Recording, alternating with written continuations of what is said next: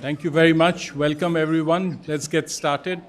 Because the time for reception is fixed, so we have no choice. The opportunity cost is very high. Well, you've already heard about the afternoon problems in speaking and talking and thinking in the afternoon.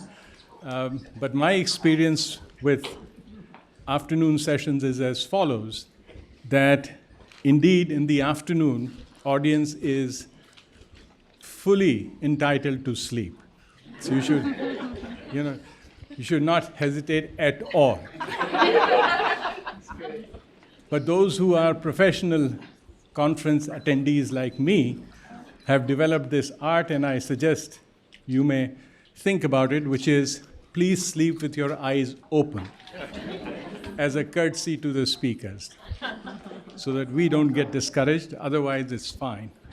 Now, this is an exciting session, and I've got an amazing group, as you will find out. I'm sure you've already read their bios. The topic is collaborating to enhance performance or conversation. So we will go light on presentation. We started by having an agreement that we will have no presentation, but I'm afraid we broke the code. When Boris said, I want 3 slides, I said, I also want 3 slides. So then this competition led to no one being better off. Certainly you will not be better off. But nonetheless, we will try our best to focus on this topic, collaboration to enhance performance. Let me give you an introduction as to, I do this for a living, so bear with me. The crisis currently in the world, and I work for the Commonwealth Secretariat, which is a multilateral organization with 53 countries. They're all former British colonies, from India to Vanuatu. It includes New Zealand, Canada, UK, of course. And it's a great organization. So working across the countries, this is what I have found. As someone who has done development economics, I did my PhD in economics. Since 1969, I've been looking at development, studied in the best places in the world, under the best professors possible, Nobel laureates and all, taught in some of the best institutions. I haven't found the answer to development. We have development theories, but we don't know. If we knew the answer, we would all be developed. But I have found one thing. Looking across the countries, and at the risk of being immodest, I've worked in 60 countries professionally, trying to, as part of the World Bank and Commonwealth Secretariat and others. And I've discovered one thing, that there are countries which pretty much do what they say. And then there are countries where the gap between what they say and what they do is huge. And there is no prize for guessing which group of countries develops faster. The one where the gap between the rhetoric and action is less, they tend to develop faster. So the crisis in the contemporary world is really an implementation crisis. And there is no development divide, it is an implementation divide. Those who can implement and those who just talk about it. But fortunately, implementation is also not a rocket science. You don't have to go to Harvard or MIT to get a degree in implementation. I have found that it is only about follow-up. If you follow up something, it gets done. But then it's about effective follow-up. It's not about the quantity of follow-up, hundreds of metrics, hundreds of things you're doing. There is a whole industry of monitoring that has developed, monitoring and evaluation. But that doesn't mean the quality is improving. But more on that later. So that's crisis number 1. The second crisis that we face as a profession is that we talk about performance. The whole day we have spoken about performance. If I take a survey, every single person has a different notion of what performance is. We have no agreement. So when in the private sector, they say, oh, I have made $300 million as a profit, we all agree. The stock market agrees, the investors agree, everyone agrees. Why? Not because we can trust the private sector, because those accounts were prepared using what is called generally accepted accounting principles. Not just that. Those accounts were also audited by an external auditor using generally accepted accounting principles. Unfortunately, in the public sector, in the government and non-profit, we don't have a counterpart. Performance lies in the eyes of the beholder. That is the truth. And that's why we have thousands of different methodologies. This would not happen. I mean, so the crisis is that we need to really develop generally accepted performance principles. So at least we understand each other when we speak about performance. We agree when someone says this government department has done well, then we say, yes, it has done well. It can be externally audited using generally accepted performance principles. But today, it's completely different. I can say I've done well. Someone will come and say, no, but from this point of view, you've not really done well. So I mean, there is no methodology, there's no agreement. And I think that's one of our grand challenges in the public administration that awaits us. And hopefully we as collectively, unless we solve that, unless you can define what your goal is, I mean, we've got a situation where we give so much medicine to the patient, which is the government department or agency, without knowing whether the patient is improving or becoming worse. When we look at the patient and say, oh, you've got yellow eyes, I think you need this medicine. You need to collaborate more. You need more data. We're giving, all these are inputs, but we don't know ultimately whether the agency is doing better. But my definition for performance is simple. So we'll have a working definition, which is a good performance is where the gap between promise and delivery is narrow. That's all. What you promise and what you deliver, that's good performance. If you can deliver what you promise, that's good performance. And you can promise different things. If you're agriculture, your education, your different departments that make different promises. But if you deliver that, how you deliver is a different story. So we'll use that as a working definition. We will see, we all have different experiences on collaboration, that what lessons we can draw. And we'll try to then, at the end, synthesize and come up with some sort of common elements. And I think that should be the purpose here, to see can we find some common lessons of experience that make collaboration more effective in terms of reducing the gap between performance and delivery, which is performance improvement. So that really is the purpose. Now, as you know, the panel here, and I will just go from left to right, and that would be the order in which we will also speak, and then we will have a little discussion, have questions, and then go and have drinks on the fourth floor. That's the plan. Fifth floor. Okay. Right. I want everyone to go to the fourth. I'll go to the fifth. That's the that's really. This is you exposed me here. Yeah. Right. Nonetheless, so Boris Arratia is a senior advisor at the General Services Administration, GSA, Office of Shared Solutions and Performance Improvement, OSSPI. He works with agency and cross-agency teams to deliver collaborative initiatives that advance progress towards solving complex, cross-cutting federal challenges. Very important, and I look forward to it, because everything that we do in government is a team sport. There is no solo thing. And therefore, this is indeed the challenge we have, that how do we make collaboration more effective? Because I do not know anything that can be done alone, from child mortality to education to health. Everything requires teamwork, and so this is important. Emily here is a program manager for Metro Bridge, and a new program at Boston University under the initiative on Cities and College of Arts and Sciences. I should know this better, being from Boston University. My degree is from this College of Arts and Sciences at Boston University, designed to bring real-world work into undergraduate and graduate classrooms.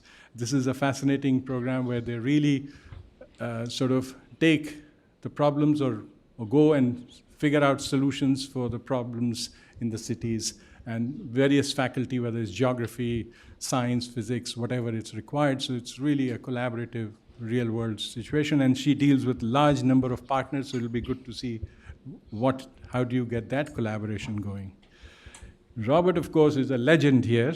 Robert Lewis, you can read, is indeed a legend, and I was looking forward to seeing you, Robert. Thank you very much. He has done remarkable amount of work.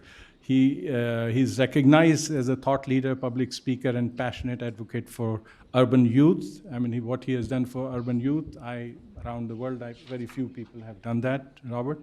Robert has deep experience with grassroots community-based organizations.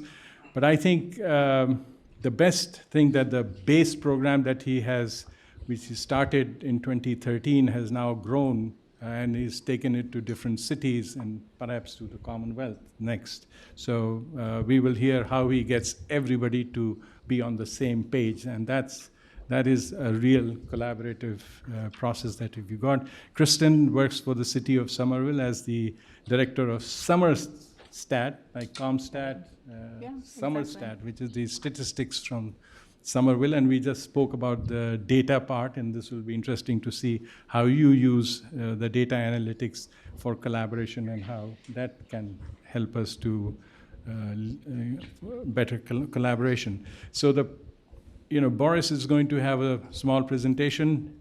Emily will speak from here. I will, just to keep the sequence, I will have a small presentation. Robert will speak from here, and you will speak from here. So that's the plan. Boris, the floor is all yours.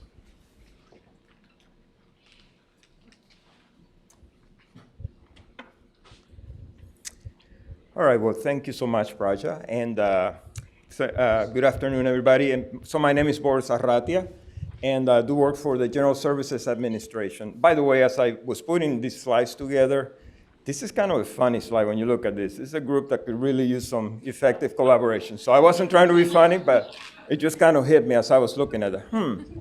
Something about that. Absolutely love what I do. And the first thing I want to say to you is thank from one public servant to another. Thank you for what you do every day to improve people's lives, as Brian was talking about today. And we just don't say that enough. We're kind of in the trenches doing the work day in, day out. But it is really rewarding to be in the same room with you all, knowing the work that you do. With my team at GSA, we do more than buildings and acquisition. That's what we're known for. But there is also a piece of GSA that works technology as well as policy and policy work.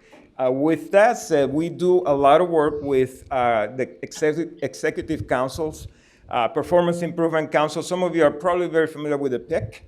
Nothing to do with music, but every time I hear PIC, I think of guitar picks. But that's a great council of professionals that devote themselves to performance. The Chief Information Officers Council, and other executive councils. We also do a lot of work with the President's Management Agenda. And so what I'm going to do here, much of my work in my career, I have devoted, we've heard lean, we've heard process improvement, we heard a lot of things like that. So I've worked in the private sector, but most of my career has been in the government, DOD, Army, and then GSA. Really, the theme of my career has been working with teams to accomplish great things, and that's really the thing that I'm really passionate about. And what I want to do is really unpack a couple of things here. When we talk about collaboration, the perspective that I want to bring here is that of a collaboration designer and a facilitator. So I want to talk from that angle of collaboration. And the first thing that I want to say to you is just a little self-reflection as well. When you show up, we all show up to working groups, we all show up to meetings, and we're trying to accomplish oftentimes complex things that require multiple perspectives. How are you showing up to these events? How are each of us coming to events? So over the years, particularly the last 4, where I've had the joy of working with a lot of cross-agency priority goal teams, performance.gov, if you're familiar with that website, our team runs that. These are 4 things that I would say to you, again, from a facilitator and from a collaboration designer point of view, that when you show up, we're looking for people that are going to be fully engaged. And that's for yourself to think about. Am I fully engaging in what I am doing here? Am I helping elicit creativity, get the best ideas out on the floor? And with that said, I want to also be someone who is curious. I'm interested in learning something. I'm going to have some humility, even though I may have some knowledge, but there's a lot of things I don't know. And am I going to be generous with sharing the knowledge that I do have?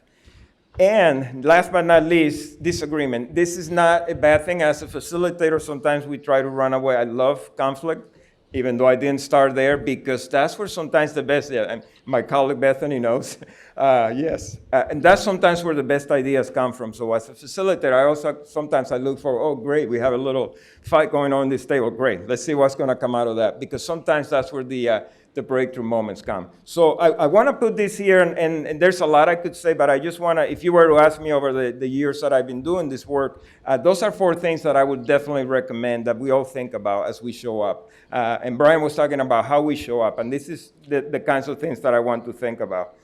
With collaboration, there's a lot we could talk about, but what I've done is, about a year and a half ago, I came across a really great article from the Stanford Social Innovation Review, and there was a couple of folks from the Silicon Valley area that really put some perspective on collaboration. And when I read that article, gosh, these guys articulated the way I feel about collaboration and the way I really want to impart some knowledge when I do some training and work with teams.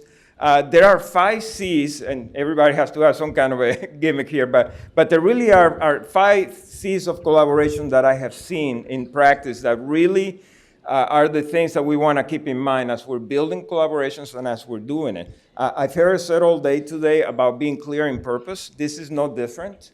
There's got to be a clarity when we're walking into a situation where we're collaborating. Do we have the right people at the table? We want to ask that question always. And this is not about not being inclusive. This is really about asking, what is it that we're trying to solve, and do we have the right knowledge? And how do we go and get the right knowledge involved in what we're trying to do?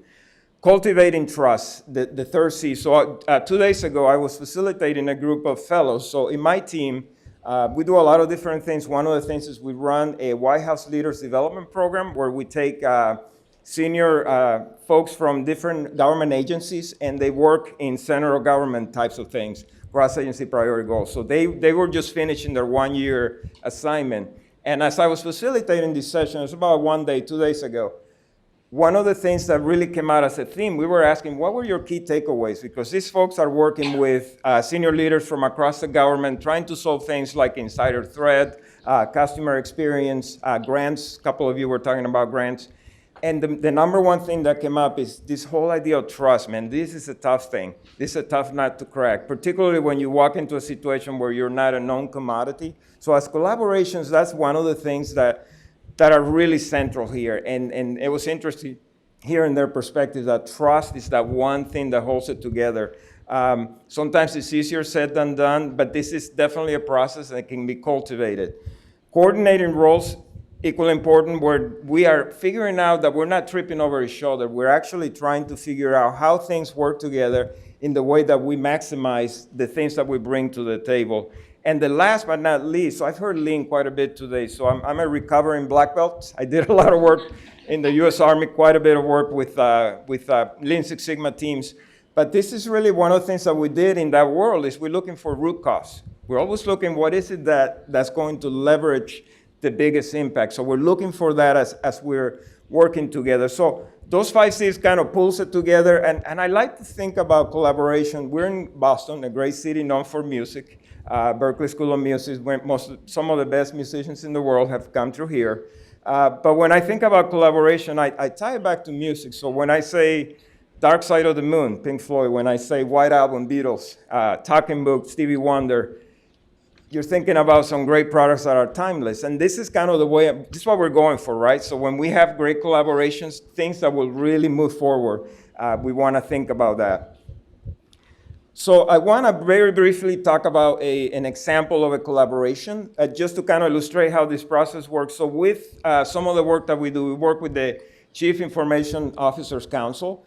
We were looking at fetara. By the way, this is not Italian food, although every time I did this about a year ago, I ate a lot of pasta during this engagement because of the whole thing. But we're looking at how, we're talking about scorecards and ways to measure. So we're looking at ways to improve the scorecard for FITARA, which is the Federal IT Acquisition Reform Act of about 5 years ago that was issued. And so as I was asked to help build this coalition of about 25 information technology professionals, most of them leaders, the first thing we do is clarifying the purpose. So basically we started with a question. And the question was, as I was working with the folks that were leading the charge here, is how is an improved FITARA scorecard help promote IT modernization and strengthen CIO organizations? This is what FITARA is trying to do. I put that question in front of the 25 folks that we were working with. Some of them were on the phone, most of them were in the room. And so with that framing question, what we did is then design a series of sessions. So the other takeaway from my talk here is facilitators are great. If you have facilitators, make sure they get a thank you card from you regularly, please. Yeah, those of you who like words of affirmation. So the thing about this is you think about it ahead of time. So we designed 6 different sessions to break down this very complex world into bite sizes with a group. And so as we designed the sessions, essentially these are, and I'm just kind of breezing through this real quick. There were 8 elements of the FITARA scorecard. Any of you guys here in the CIO world? IT, there was a couple of you, I think, earlier today. So we looked at each of those elements. Each of those sessions was about 2 hours. And then this is one slide I wanted to kind of spend a little time because this is about the process of how you're going to get to the solutions here. So we were breaking it down, pain points, we looked at improvements, we ranked improvements, and then we spent some time thinking about the recommendations, and we broke it down into incremental improvements, and then the things that were bold, things outside the box. And so I guess the proof is in the pudding. So when this collaboration was done, so we asked people for their feedback. So this is one thing that came out of that process is someone saying, you know, this leader engaged a large group of people in a set of complex tasks to create a well-defined outcome. Oftentimes, large groups don't yield much, but that was not the case here. So this is, again, what you want to see when you're involved with a collaboration. Did it really hit the mark? How did people feel about it when they were done?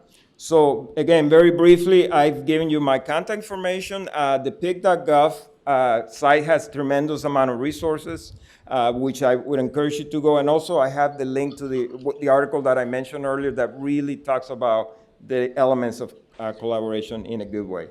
So I will stop at this point. Thank you very much. All right. Thank you very much.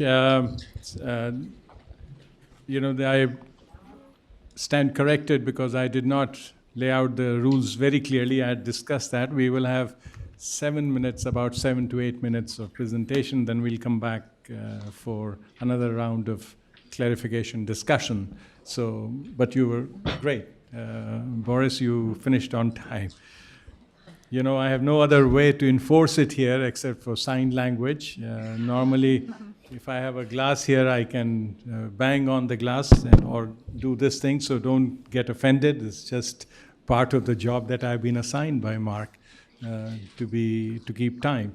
So, Emily, the floor is all yours. You have full 7 minutes starting now. I don't know that I'll need it. And that's great. Thank you very much. No problem. I sort of just want to introduce my perspective on collaborations and open that up in the discussion. I'm Emily Robbins. I'm with the Boston University Initiative on Cities. And for those who are not familiar with the IOC, we're a research center that is really the hub for all things research and collaboration on urban issues, both in Boston, but also across the country. And the project that I particularly manage is called Metro Bridge. And this is an experiential learning program where we actually go out to cities and towns all across Massachusetts and we ask the local government officials what their priorities are, what projects that they need help with. And then we go and we match those projects with specific faculty at BU, and students actually work on those projects as part of their coursework. So we have been around for about 2 semesters. We're still really new. But since we started, we have worked on 22 different projects for 11 different municipalities. So there's clearly very much a demand for this, both on the side of cities and towns, and also faculty are really interested in these projects because they help a lot with student learning. So to give you an example really briefly of the type of projects that we have collaborated on with Metrobridge so far, it has been everything from poli-sci students doing a policy analysis on different regulations for home sharing for a particular town in Massachusetts. We've also had business students do a feasibility study for a major city who was looking at bringing a grocery store to one of their downtown districts. And then we've also had computer science students who put together a really fantastic data visualization around where gentrification is happening in a certain city. So Metrobridge is not a performance management program per se, but what I really want to sort of hammer home today is that, you know, I would encourage all of you to think about collaborating with your local universities to do some of this work, because what we've really seen with Metrobridge is it's absolutely a win-win. You know, thinking about local governments, especially ones with limited resources, which, let's be honest, is all of them, you always need some extra assistance to do some data analysis, right? And our students have really given us a lot of positive feedback about these projects because it's real-world, client-based experience. It's things that they can put on their resume and talk about in interviews. So it really is a win-win. And so just to give you, you know, just one more sort of example of how this could potentially work in your community. So with Metrobridge, we recently partnered with a major city right outside of Boston to do a resident survey. So this is a city that had never done any type of data collection of their residents. And so they came to us and said, we really are just interested in what residents are saying about the quality of city services and access to city services. So students in this particular class, they worked very closely with their professor. They created a survey with validated survey questions. They worked with the city to actually push that out on social media and through communication channels that the city already had in place. And so once the data came in, the students also did a full analysis and evaluation of what they found. And this particular class was focused on inequality in American politics. So the students not only were able to look at where were the service areas where this particular city was doing poorly, which ones were rated more positively, but they also took a look at this from an equity perspective. So the students were actually able to uncover, you know, a lot of socioeconomical divides in terms of what people felt like they had access to around information, around basic city services. So some of the recommendations are really around how this particular community can get out information in multiple languages. What are some other methods that they could get information out so that everyone is on the same page and they are delivering services much more equitably. So with that, I'll turn things over, but really excited to share our experience with these collaborations. I have some horror stories too, so happy to share those as well, but look forward to the conversation. Thank you. And no, I think this is a very important example of collaboration. This summer I taught at the Kennedy School, and one of the city counselors, I would say Cambridge City, brought all the data on parking tickets, etc., and gave it to the math class. And they came up with brilliant analysis of what was going on with the parking situation. And this data was a rich source. And so that was a great collaboration, and that's what you're talking about. Absolutely. Yeah, which is really, thank you. Wonderful. So it's my turn. I don't know who will monitor me, but I will do some self-monitoring, but please throw chalks at me. Right. Yeah. Thank you.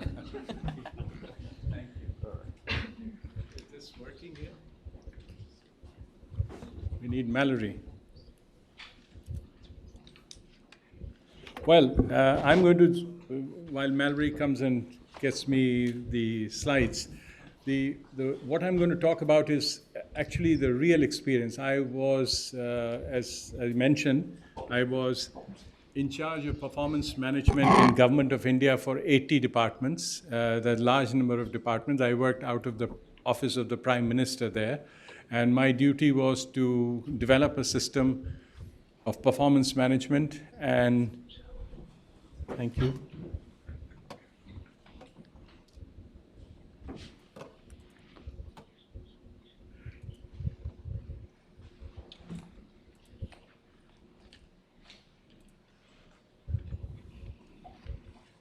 Okay, thank you.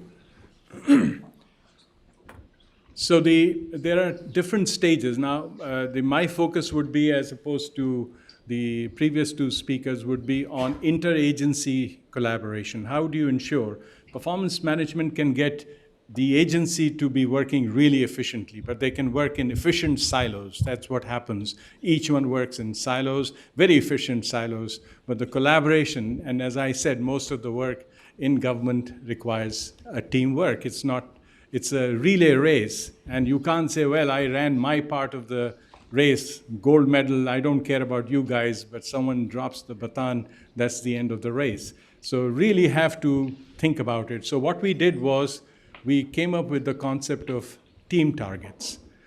And to give you an example, just one example, to produce electricity, and government of India decided they wanted 20,000 extra megawatts of electricity. And to do that, at least in India, you require 5 agencies, 5 government departments. One, believe it or not, there is a Ministry of Coal, which is in charge of looking after the coal production. So coal had to be produced on time in the right quantity. But it's not enough to produce the coal. It has to reach the plants, the power plants, and you need railways. Believe it or not, in India, railways are part of the government of India. They're a public enterprise, a state-owned enterprise, and so therefore there is a department for railways. Not just that. The coal may reach the plant, but the plant may not be working. It has to be maintained properly, and it has to be up and running.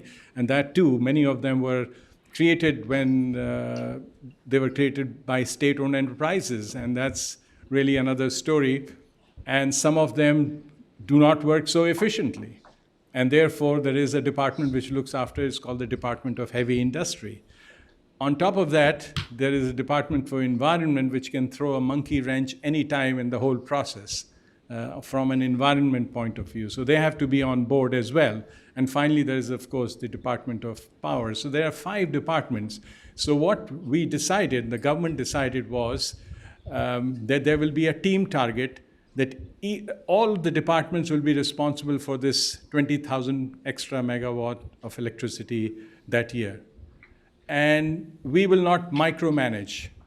You're big boys, you decide how if you don't produce, all of you get 0. It's not like the coal guy can say, I did the coal, but what's my fault? This fellow did it. You all get it. So you collaborate, you figure it out. So they incentivize them to collaborate by saying, and this is what New Zealand also finally has done in the interagency, and I'll give you reference to the New Zealand's interagency collaboration problem. They came to this conclusion. They call it blind collaboration. That is, we don't care, you collaborate, you're big boys and girls, you get enough money, you do it, and just get the electricity. We're not going to micromanage. So it's a little different from what Boris was saying, that you create teams, etc., which is also an approach. But this was like completely hands-off. You define the goal, and you say, you deliver this. And we don't care the right people, where you meet, you sleep, you don't sleep, you get lucky, it's your problem, but deliver. And that year, the targets were met. Collaboration did take place.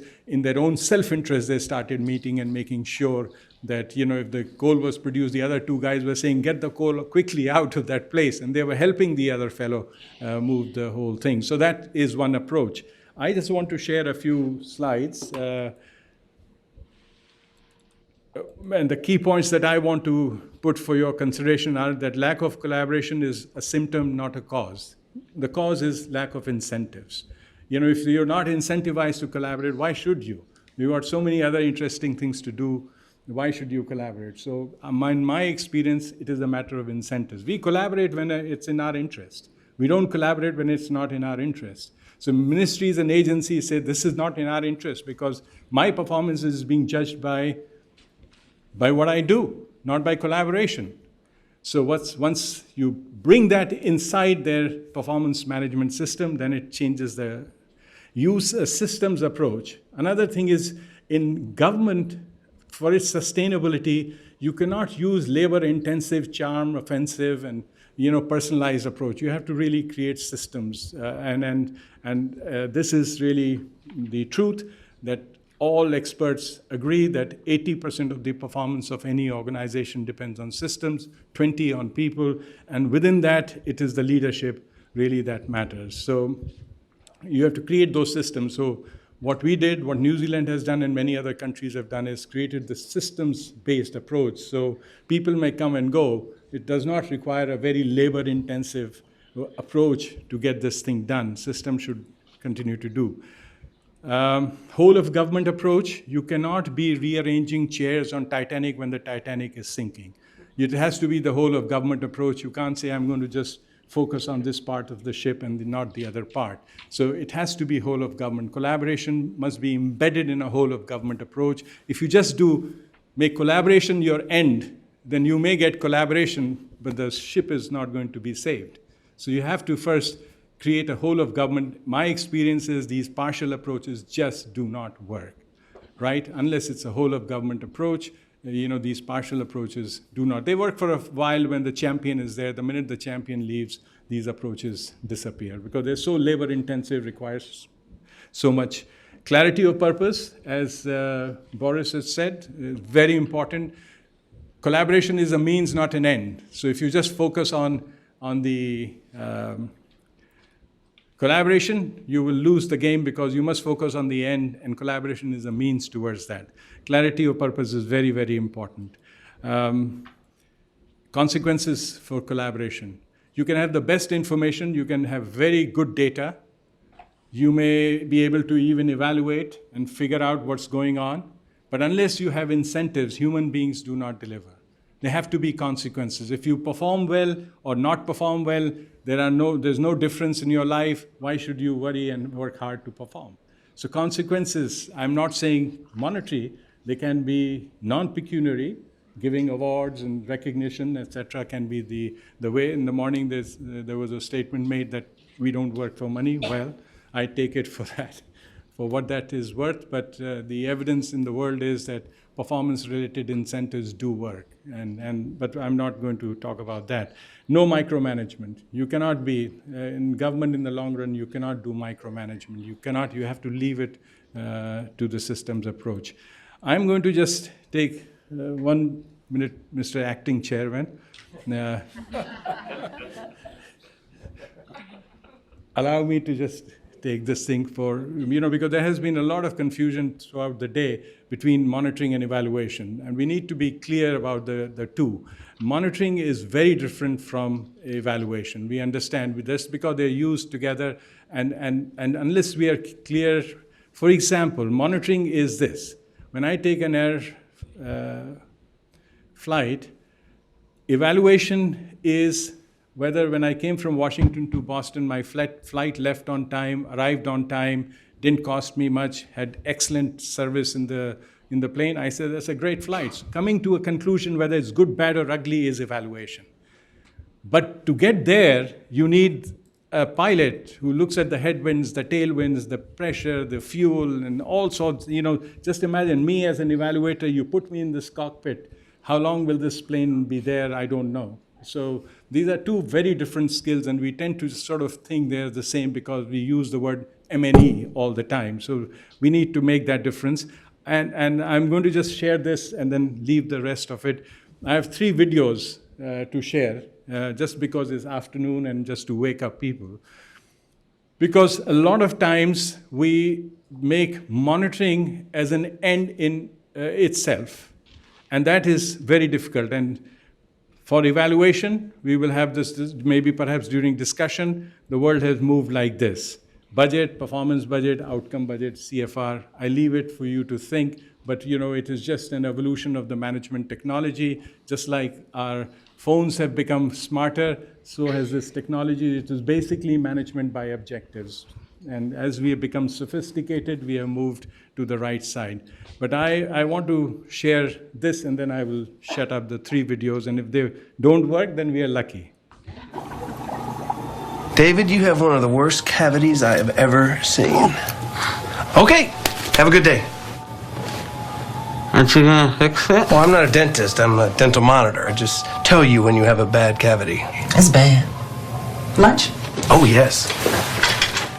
Where are you going? Why monitor a problem if you don't fix it? So that's one. The why monitor a problem? We just monitor, and the problems don't get fixed. And we are doing a huge amount of data collection, monitoring everything. for getting the problems fixed, you need incentives and consequences. And if there's no system for that, people will not even monitor. At least this guy is saying, we monitor.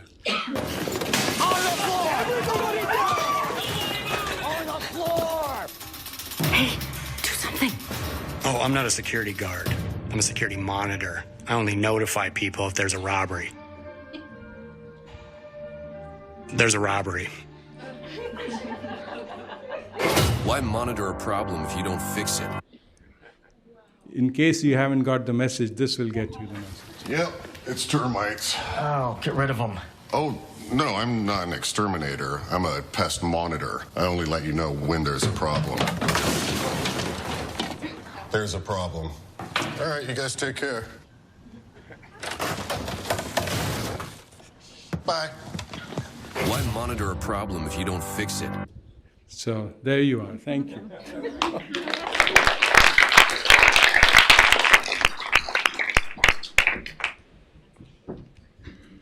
Mr. Chairman, so we'll just go on without much ado. Robert, the floor is all yours. Well, thank you. This is fascinating, right? We had the PowerPoint, and why monitor a problem if we don't fix it?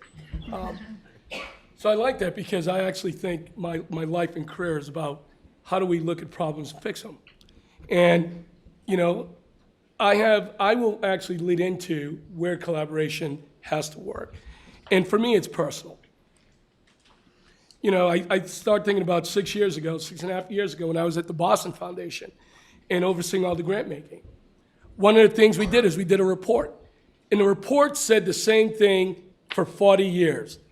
Black and brown boys weren't positive on one social determinant in America. Not one. That's been a 40-year problem. While we're doing research, evaluation, all of these things, we have not moved the needle for black and brown boys in America in over 40 years. I quit. The next day I quit my job and said, we need to figure out how do we get gutsy people who represent institutions, who want to change, who love my young people as much as I do. And part of that change was get out the office, because the greatest collaborator you will have are those on the ground in the community. And most folks don't talk to them. And folks are simple. I want food, shelter, safety, and I want me and my children to have access to a job or career. Very simple. I will tell you something, you will save hundreds of thousands of dollars than hiring consultants to tell you that. You could literally take $10,000, walk in the community and feed a family, because they'll tell you exactly what the consultant says. Why did I leave the foundation? And I'll share a little bit about this. See, everyone uses these terminologies for young folks. You've heard them, at risk, underserved, disadvantaged. Has anyone ever heard those terms? Who gave somebody the right to say my community is less than? So what we did is we decided to do something, and we used baseball as a tool. And then we needed to go find folks who could collaborate that knew how. And we created something I'm gonna read for you. We wanted everyone to know that urban talent is American talent. America, it's time. It's time to change perception. It's time to change mindsets. It's time to open your eyes, because you're overlooking a remarkable American resource. Talent that's waiting to better our community with the amazing things it will accomplish. Talent that lies within the heart of every urban community. So America, when you look at me, do you know what you should see? Your future. When you look at every young man and boy in inner city, are you looking at them as your next generation workforce? So we talk to folks about that. So when you start to think about collaboration, then you meet John Regan, who is the CEO of the Associate Industries of Massachusetts. 3,500 companies, over 200,000 jobs. John Regan was talking not about urban young folks' deficits. He says, I see the 250,000 jobs we can't fill. They're right there. All I need to do is train them, resource them to get them ready. He didn't see them as a deficit. He's seen them as an asset. UMass, Marty Meehan, walks in, and says colleges are struggling with admissions because we're waiting for folks to register to come to. Why aren't we coming to the young folks to register and tell them why, education is important? So what Marty Meehan ends up doing is we're offering college classes at the base. So MIT is running a STEAM program for us. Babson College runs an entrepreneurial development program right in the neighborhood. And we actually offer an associate's degree program right on site. Colleges are coming in, not because it's a nice thing to do, it's the right thing to do. They are looking at their future workforce. So now, if we start and can use baseball as a tool, and if anyone check out the base, you'll see a couple of things. Yes, we're the first inner city team in America to win the United States Baseball Championship 3 times. No one expected urban kids from 02119 Roxbury to. But when you can flip the physics and realize that young folks can win on the field, and you can take the same dynamics and teach those same skills for you to win off the field, folks, we have a shot. See, because we can collaborate, we can do all of this, but if it doesn't lead to a result, it has to lead to a result. At the end of the day, I can say, we did a great job collaborating. But the folks in the neighborhood aren't sitting in the rooms while we're collaborating. They're waiting for us. A few other things I'd say before my time is up. We're in a position to shift the narrative. We have to create a new narrative of success. What we know is that investors are looking for what? A return on investment. We all know that. Has anybody thought about the ROC? What's the return on community? So it's not an either or, it's both. Because when AIM, the Associate Industries of Massachusetts, when UMass, Assumption College, Fisher College, are all of a sudden recruiting and getting more urban kids to attend their college institutions, we all win. So my proposition is you can collaborate to collaborate, or do you want to win? And those who win are those that are in neighborhoods. So we've been fortunate enough with colleges. We've been fortunate enough with jobs. We've been fortunate enough that a Goldman Sachs turns around and has never had a young African-American or Latino as an intern. They're going to have 3. Because Goldman Sachs isn't looking at them as deficits. All of a sudden, they're looking at them as an opportunity of teaching urban kids about private wealth and wealth management. I share that because that's the business I'm in. The collaboration is needed. I am not an educator. The institutions are. I don't do job development. The institutions do. What do I have that they need? Young people. And the last thing I would say about a collaboration, it's when a business leader steps up, opens up and buys a building for us, puts us right in the neighborhood, turns around and says, as I do that, I will hire your young folks to help build the building, learn the art, and then train them. Folks, those to me are heroic collaborators. And, one of the things, I'll just end on this. If we're really going to shift and make the change, we got to bring our true self. Our titles are what we do. Our values are who we are. We get confused at times about our titles versus our values. And what we're saying to folks who collaborate with us, you're showing up in Roxbury at 8, 9 o'clock, 10 o'clock at night. Right, Sonia? Right. Sonia, we bring a group of business leaders at 10 o'clock at night working out in communities. Folks, when we're collaborating and we're making change, all of a sudden you will see we're just on a tipping point of all of those social determinants where our young folks are negative, that all of a sudden we get 1, once we get 1, we get 2. So I look at this room and I would say to you, our community would look at you and says, we are who they've been waiting for. When we collaborate together and we partner with them, change occurs. So I like this because I like to fix things. And again, let me be clear, we're not fixing the problem because our people and communities aren't the problem.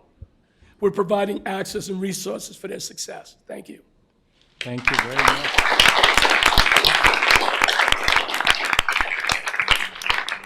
Yet another powerful example of collaboration. And so it's not just one dimension. Kristen, the floor is yours. Thanks. So hi, I'm Kristen Stelljes. I'm the director of Somerstat for the city of Somerville. And what Somerstat is the Mayor's Office of Innovation and Data Analytics. So I think it was interesting to see the videos because I think Somerset's model has evolved over Mayor Joseph Curtitone's tenure as mayor to, I think, starting out as more like, hi guys, let's have a conversation in this meeting with the mayor and the senior leadership team and talk about the problems, to really trying to partner with departments to say, okay, we're seeing that these are some issues, or the departments are saying these are some issues, these are some challenges, this is the innovation we want to bring, and how can we work together to address these issues, build the case, and the analysts use data. So we are a team of 5 people. There are 3 analysts, the budget manager, and the analysts are paired with a suite of departments and work with them very closely. Kind of the regular product is these stat meetings where every week for an hour we talk about 2 different departments and really dig in deep on their issues. But in the meantime, these analysts are working really closely with the departments. And so I'm going to talk about collaboration with one case study when I became the director in July. Before that, I was the analyst to the Arts Council. You may think stereotypically artists are not very into data, but our Arts Council is phenomenal in so many ways, and one of which is that they really do believe in data. So one of the things that they are doing is the Nibble program. And this is kind of amazing that I'm here with you today, because if you're looking for a dinner option, I encourage you to go to Bow Market in Somerville, Union Square, and go to the opening of the Nibble program's kitchen. Nibble is a program that started in Union Square trying to highlight the great ethnic restaurants and markets as part of a cultural economic development program, but grew and grew into a blog and a cookbook, and eventually into the Nibble Entrepreneur Program, because the Arts Council sees food as an art form, as an opportunity for cultural economic development, and they were identifying people in the community who wanted to enter into culinary careers, develop their own culinary businesses, but because of language barriers or other barriers, they weren't able to do that on their own. So they developed a program to train people to be serve safe, to develop a business plan, to refine their products. And so they started having pop-ups. Somerville loves a good festival, and so they would offer their fairs at these festivals, and really it became so successful. They decided to open a brick and mortar kitchen in Bow Market, which is what's opening tonight. And so where we fit in as Somerset is worked with the Arts Council to say, okay, your program is moving from kind of this incubation piloting thing into something more formal, to something more established. Maybe it's time to develop a monitoring and evaluation plan. So worked very closely with the team to figure out, okay, well, what is it that you're really doing here? What's your theory of change? And how can you monitor it? Now, because of our budget's evaluation is primarily, maybe there will be an academic partner who would like to come and evaluate us because we don't have the funding for it, or a foundation that'd be willing to invest in evaluation. But really trying to make the case, one, because the Arts Council wants to know itself, how is this program working, and be able to tell its story. And I think that that's one of the things is really collaborators between the Somerset department, the departments we work with, is really helping them to tell their stories. Because I think sometimes, if you work in public service, as Boris said, it's really difficult. And at local government, we have a community that's really engaged and really demanding, which is really great. We also have a really engaged and demanding legislative body. And so there's a lot of interest and ideas and feedback that you're getting all of the time. And so taking the time to kind of take a step back, look holistically at your programs, and be able to articulate with another person who can help ask you the questions that you need to kind of take a step back. And then figure out, okay, well, how are you going to be able to gather the data to show that what you are planning to do is actually making a difference in the world has been a really powerful model. And I think that being able to combine this, we're going to be looking at your data, we're going to be helping you figure out how to do this, along with this, okay, well, now that we've identified this as an issue or as a policy that needs to be developed, we're going to be there with you throughout this development process, really builds a relationship of trust, so that the analysts aren't seen as these police who are coming in from the mayor's office to check on you and make sure you're doing the right thing and yell at you if you're not meeting what you said you were going to do, but rather your partners in trying to communicate the good work that you're doing and help you make that even better over time. And so I think some of the things that really made this a successful approach with Nibble is that because of this existing relationship, they were willing to say,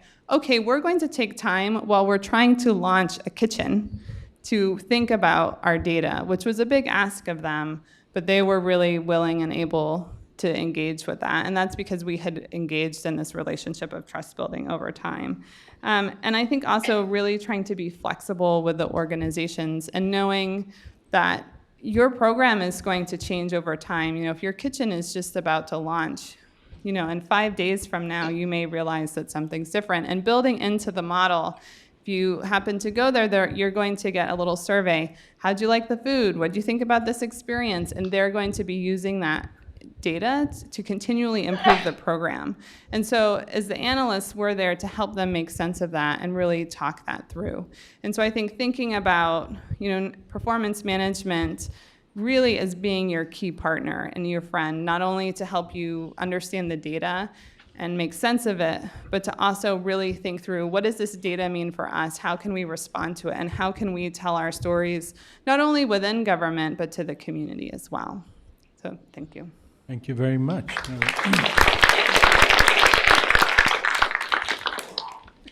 Thank you. Before we go for a round of questions, I mean, any questions among ourselves? I have a few, but you saw there are, you know, 5 different sort of collaborative approaches to performance improvement of different entities.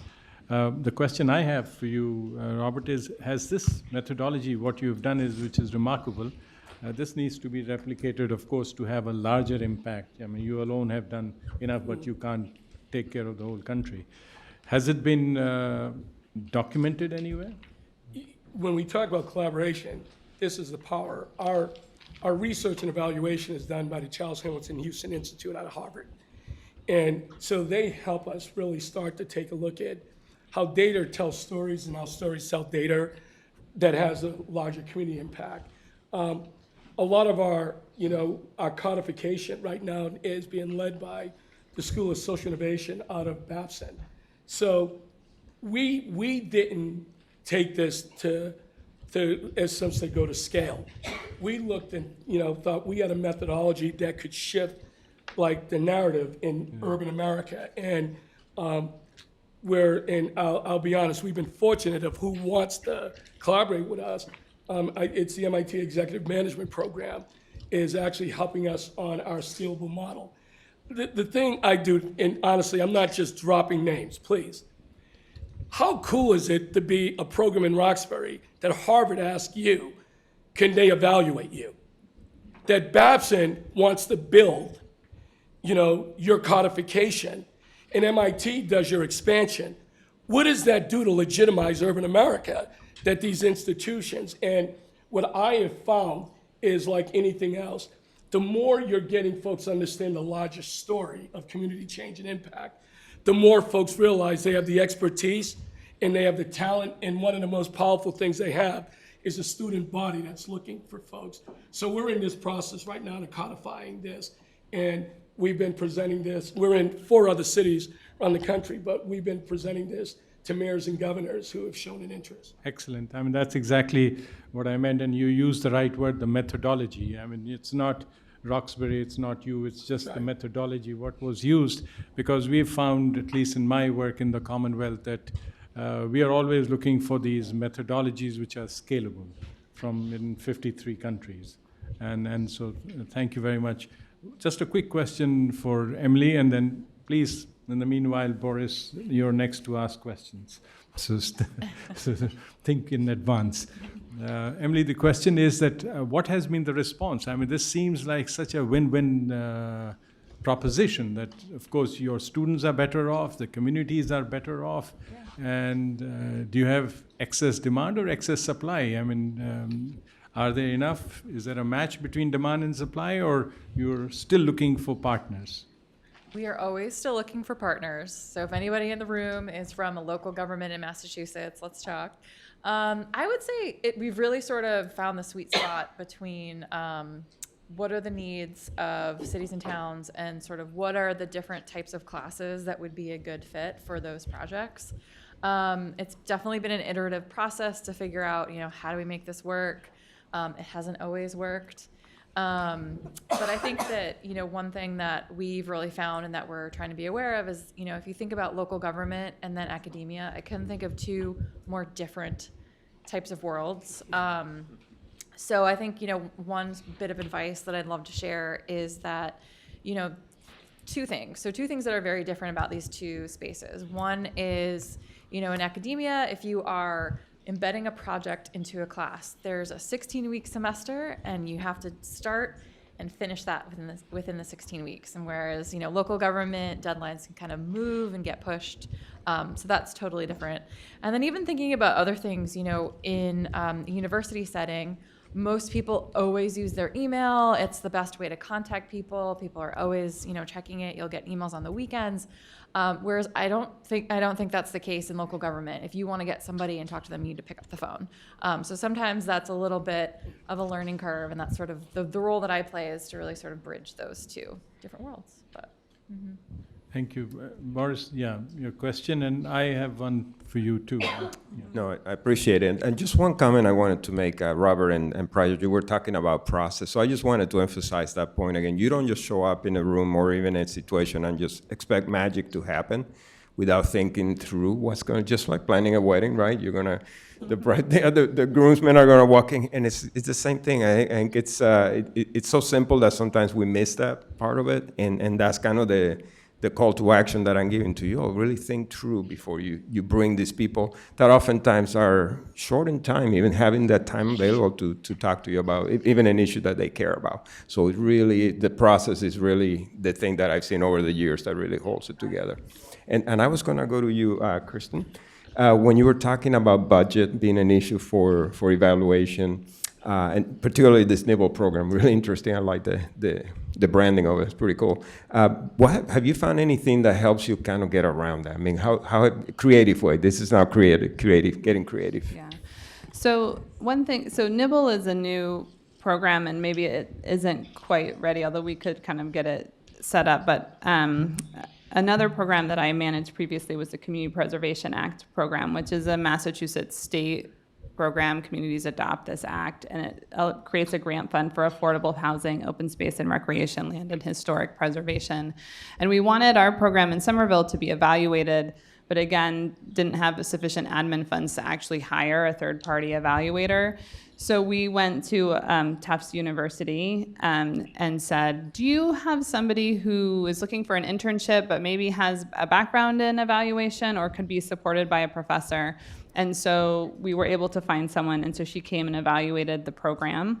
And, it was one person and, a course again over the course of a semester, so we're limited in scope, but that allowed us to get a third-party evaluative perspective on the program that wouldn't have been otherwise. And so I think that we'd be looking for a similar approach for the NIBL program. And we are so blessed in the Boston area with having so many universities and really talented students and professors that we try to rely on that pretty heavily. Thank you. Mm-hmm. That is true, and people tend to underestimate the power of public service and public institutions. When I was in the government, they created this new department. In fact, I resigned from the World Bank to join the government, took a massive cut in salary. There was no staff. And, you can't get in government the right kind of staff because, it's just the people who have created the problem or who have a different mentality. So what we did was we just asked some of these state-owned enterprises, which had corporate offices and very smart people, well-trained, to give them on secondment. So they paid for everything. They just worked out of this. And it was a great honor for them to come and be part of the government, etc. And they learned a lot. They got connections. They got insights into the government. And in a sense, it was good for the corporations. They felt they're getting insight into the government, and we got. So we should use more of this resource, this kind of collaboration. We underestimate the power of public institutions to attract talent at almost zero cost. But But be that as it may, we can continue our conversation, but let's give you an opportunity to ask questions on what you have heard so far before we continue. Yes, please.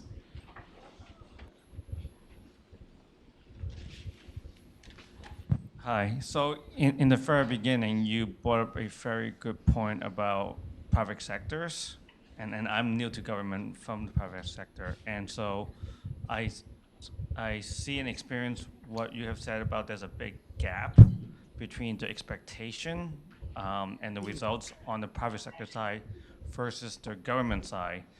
And so the question is it because there's a cultural difference between the leadership and the frontline workers of private sector versus government that has been continually ongoing that leads the gap to be not narrowing, or is it something else? And or is it now that it's a different world and now government is starting to see the importance to follow the best practices some of the private sectors has been doing, as you mentioned, having, for example, accounting, having someone to check on it, to make sure it is correct and accurate. Are we moving to that direction? But it's just a matter of time of generation of new workers into government aging out over time. What would be some of the real, changes that can help narrow the gap so that the government results will one day be very similar to private sector side?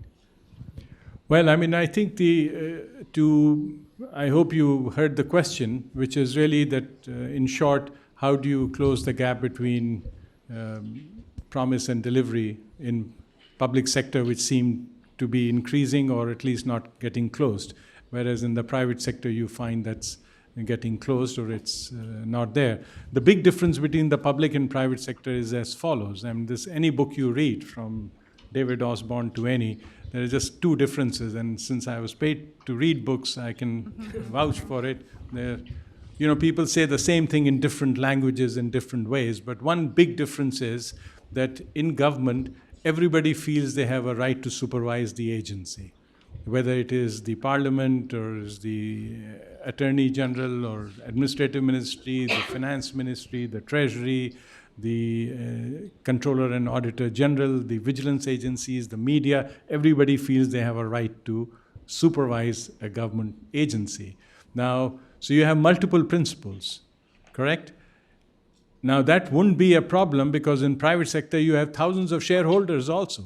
They take interest in the private sector too. But the difference between the public and the private sector is that whereas in the private sector all of them are focused on one thing, which is the bottom line, in the public sector someone wants equity, somebody wants efficiency, political, non-political. There are multiple principles with multiple objectives which are often conflicting, and as a result, the public servants just do not know what is really expected from them. So it's not, I have found in general the public servants are far better. In terms of dedication, seriousness, and as someone said, we don't need money to be motivated. So all that is quite true. But this fundamental problem, we don't know what race we are running. If we run too fast, someone says, look, man, this is not a dash, it's a marathon. Take it easy. You jump high, they say, no, it's not a high jump, it's a broad jump. Take it easy. So people decide, look, anything I do, someone is calling on me, I'll just follow the rules, survive in the system, and if there is any collateral benefit to the country, then so be it. But I'm not going to go and try for it. And that's a bad situation. So I think this multiplicity of goals with confusion, fuzziness, this needs to be reduced. And that's why I said clarity of purpose and objectives. So countries, and there are lots of examples. I'm very optimistic. It's just a matter of time. Government Performance and Results Act moved a lot in that direction.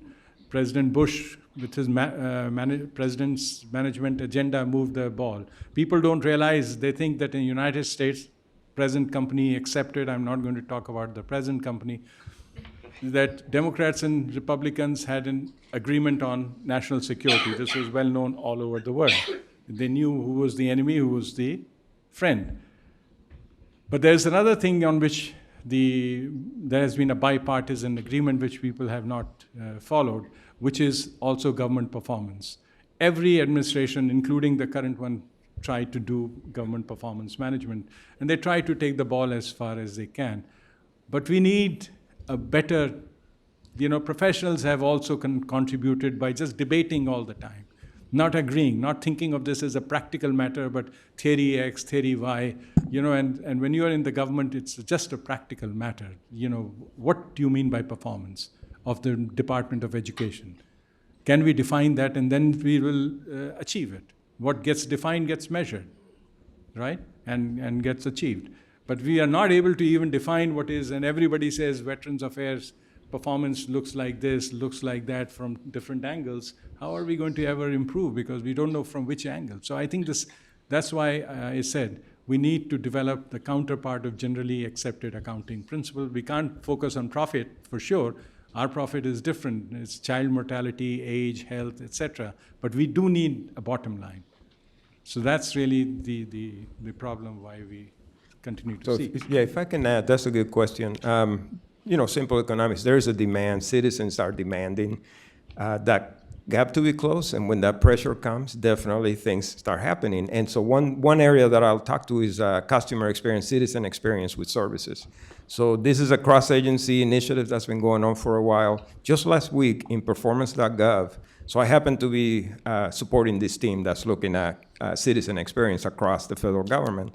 There are 25 high-impact service providers, TSA, HUD, Social Security, you name it. So if you all go to performance.gov, you're going to see now data on customer experience. So this is like we're starting to break some ground. It should have happened a long time ago, but this is starting to happen, and that's, to answer your question, there's just demand.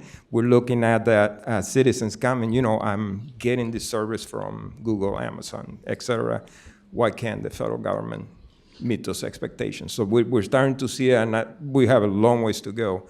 But just literally about a week ago, we actually was historic moment in performance.gov. We're beginning to show transparency. So the last thing I'd say is transparency. Let's tell the American public, what are we doing? Yep. And what are you giving me for the funds that I'm giving you? So, thank you. Question at the back.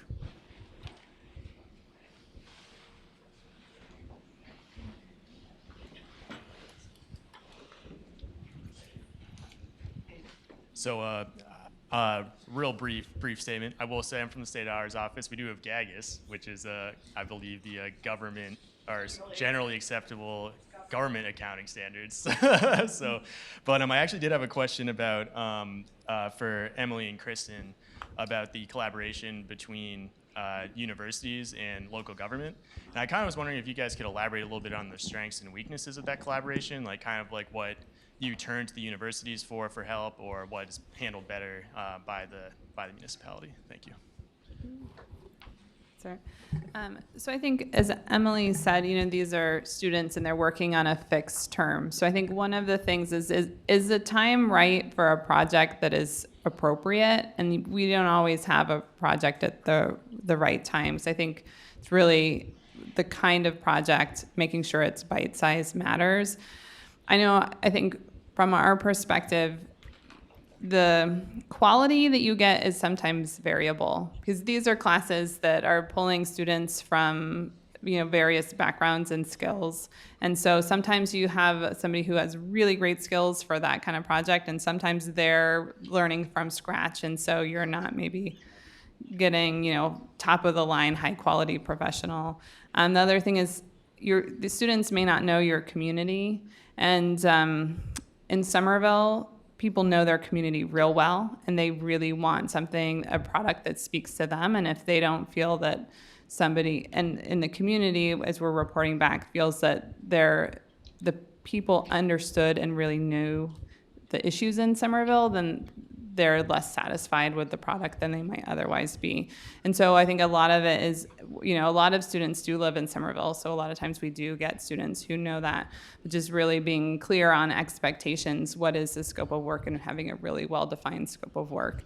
And finding somebody in this local government side who actually has the time to work with the students, because the students need that guidance, they need access to the information, and people in local government are often doing the jobs of 2 or 3 people. And so, making sure that they're able to fit in that space and can see that value. But there are, Somerville works with students from Harvard and Tufts and Brandeis and all kinds of universities all over the city and the metro region. And so we, really rely on a lot of that input to help us work on things. Like we're having a team right now looking at whether or not we should use thermoplastic or create a thermoplastic paint crew. We're having a team of students using convolutional neural networks to look at what our driveway parking capacity is right now. Those are questions that we're really asking ourselves and really need help answering. So we're really grateful for those partnerships to help us answer those questions. Mm-hmm. Yeah, I think that's great. I would absolutely agree with everything that Kristen just said. And in terms of weaknesses, one other area where we have sort of seen is in this approval process, or innovating is very different in the classroom versus in a city hall.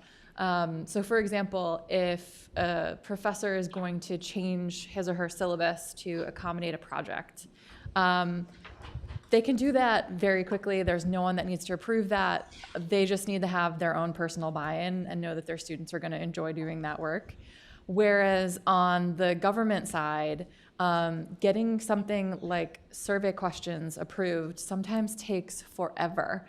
And when you think about it in that limited time frame, sometimes you just lose projects. I alluded earlier to a horror story. We actually had that happen where the survey project that I mentioned earlier was actually supposed to be with a totally different city client. But time was moving, and we just could not get the right approval from the right folks. So we just had to switch gears really quickly. So I think that is definitely a challenge. And in terms of the strengths, when it works well, it really is a win-win approach. I would definitely encourage folks to start with maybe asking, are there research methods classes? Those classes are really focused on data collection, analysis, evaluation. Students absolutely will have assignments related to that. So if there's even just a little bit of a project that you might want to have some student assistance with, that's a good place to start.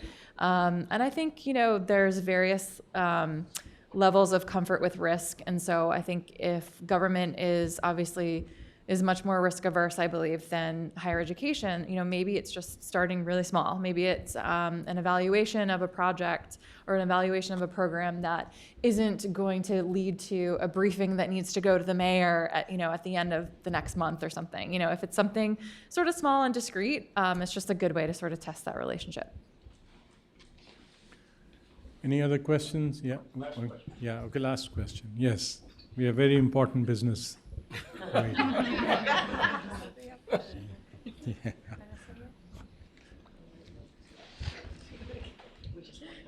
I shouldn't have reminded you of the important business. That was the mistake. But nonetheless, well, thank you very much. There's not much summing up to do. There's a lot more learning to take place, and hopefully we'll continue with this. And please keep in touch. All our emails and our contacts will be with you, and we'll continue this conversation. Thank you very much.